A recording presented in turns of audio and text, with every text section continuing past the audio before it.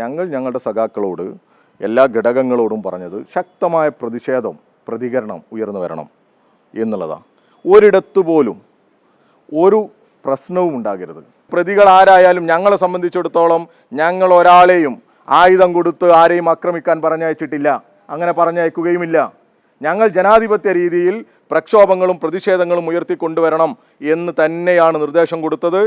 കനകൊലുവിൻ്റെ സ്ട്രാറ്റജിയിൽ വരിയത് വൈകാരികമായ അന്തരീക്ഷം ഉണ്ടാക്കാൻ വേണ്ടി, ഇങ്ങനെയുള്ള കുഴപ്പങ്ങൾ സൃഷ്ടിക്കാൻ വേണ്ടി ഇവർ ശ്രമിച്ചുകൊണ്ടിരിക്കുക. അങ്ങനെയും ആവാം എന്നാണ് ഞാൻ പറഞ്ഞത്. അന്വേഷിക്കട്ടെ. കാരണം അതേ ദിവസം തന്നെയാണ് ഈ പറഞ്ഞ കെ സി വേണുഗോപാലിൻ്റെ വിഷയം ഉണ്ടായത്. ഇങ്ങനെ കാര്യങ്ങളൊക്കെ വരുന്നത് ഇതൊക്കെ അറിയുന്നവരാണല്ലോ.